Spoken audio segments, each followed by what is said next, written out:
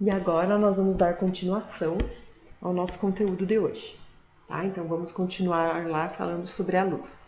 Então hoje nós vamos ver os 3 princípios da luz. O princípio da propagação retilínea é o primeiro deles, tá? Então o que diz o princípio da propagação retilínea?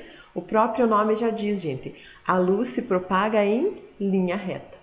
Tá? Os raios de luz se propagam sempre em linha reta, na mesma direção, quando eles estão em meios transparentes, isotrópicos e homogêneos. Tá? Então, o que significa? Se a propagação da luz é retilínea, quando ela encontra um obstáculo, ela não consegue contornar esse obstáculo se ele for um obstáculo opaco, que é o exemplo do gato ali. Então, o que acontece? A luz não passa através do gato, por isso existe a formação de sombras e penumbras. Tá? Então, o que comprova o princípio da propagação retilínea da luz é a formação de sombra e penumbra. Tá? Mas o que é a diferença de sombra e penumbra? Tá? Então, vamos ver lá. A sombra, gente, existem 2 tipos de fonte de luz. A fonte de luz puntiforme e a fonte de luz extensa. Tá? Aqui está errado no nosso slide, desculpa, agora que eu vi. Fonte de luz extensa. Tá? A fonte de luz pontiforme é quando a gente não considera as dimensões dela, ela é só um pontinho de luz. É como se ela emitisse só aqui, ó, raios divergentes que vão abrir. Tá? Os raios saem todos de um único ponto, eles são divergentes. Então, o que acontece? Os raios de luz saem aqui abrindo, mas nesse pedacinho aqui, ó, eles não conseguem passar porque o objeto que eu tenho aqui é um objeto opaco. Então, ele vai formar uma região de sombra lá atrás. A região da sombra é a parte do anteparo que não recebe luz, então é a ausência de luz, tá? Quando eu tenho uma fonte de luz extensa, que ela tem dimensões consideráveis, ela não emite só raios de luz divergentes que saem de um único ponto. Os raios de luz podem sair de vários pontos diferentes. Então, observem o que acontece aqui com vários raios de luz. Ó. Tem uma região que a luz não consegue passar, então ele vai formar sombra. Mas tem uma região aqui que parte da luz consegue atravessar. Tá? Esses raios aqui, ó, que saem mais abertos, eles conseguem atravessar aqui parte. Não são todos os raios que iluminam aqui, é uma pequena porcentagem de raios que consegue passar. Mas com isso, eu consigo ver aqui que se forma uma região de penumbra. Então, a penumbra é uma região parcialmente iluminada, tá? E a sombra é a região não iluminada. Então, aquela parte bem escura a gente chama de sombra. E aquela sombra, entre aspas, mais clarinha que se forma em volta, a gente chama de penumbra. Então, quando eu tenho mais de uma fonte de luz ou uma fonte de luz extensa, existe formação de sombra e penumbra. Tá? E quando eu tenho uma fonte de luz puntiforme, existe apenas a formação de sombra. Um outro fenômeno, gente, que explica o princípio da propagação retilínea da luz são os eclipses. Tá? Eclipse lunar e eclipse solar só acontecem por causa da propagação retilínea da luz. Só para lembrar a diferença entre eles. O eclipse lunar acontece quando a Lua fica na sombra da Terra. Tá? Então a posição dos astros é Sol, Terra, Lua. A Lua fica na sombra da Terra. E o eclipse solar é quando a Terra fica na sombra da Lua. Então a posição dos astros é Sol, Lua e Terra. Tá? Então agora vamos lá para o nosso segundo princípio. Então o primeiro princípio é o princípio da propagação retilínea da luz, o que comprova que ele existe a formação de sombras e penumbras e os eclipses em geral, tá? O segundo princípio, gente, é o princípio da independência dos raios luminosos. Então o que é isso? 2 raios luminosos, eles são independentes.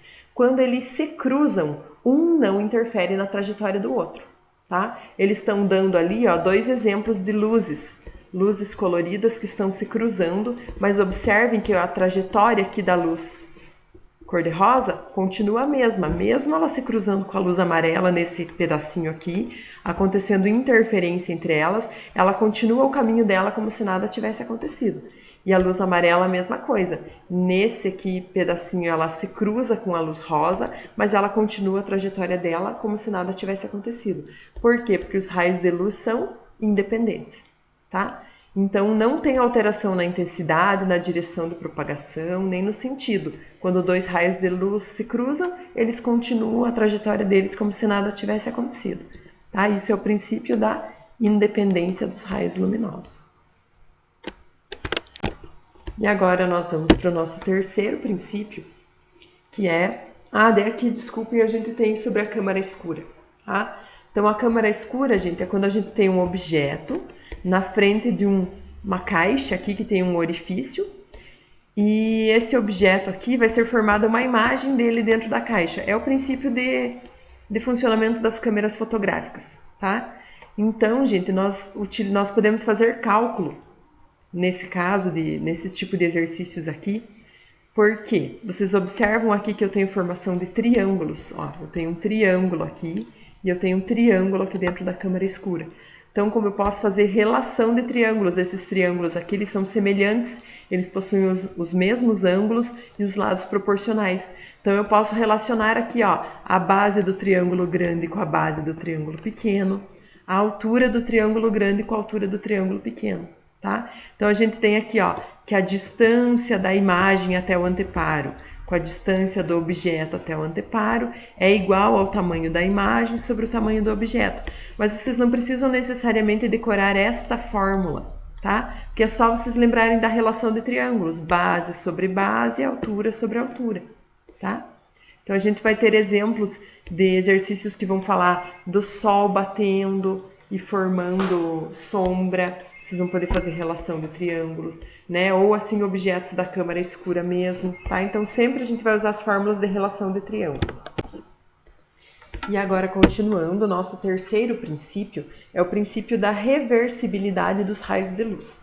Então, o que significa isso? Que a trajetória da luz não depende do sentido, tá? O caminho de ida e o caminho de volta da luz tem que ser sempre o mesmo, tá? Então, por exemplo, aqui no exemplo do espelho retrovisor, ó, o caminho de ida da luz está fazendo com que eu enxergue a pessoa que está sentada no banco de trás.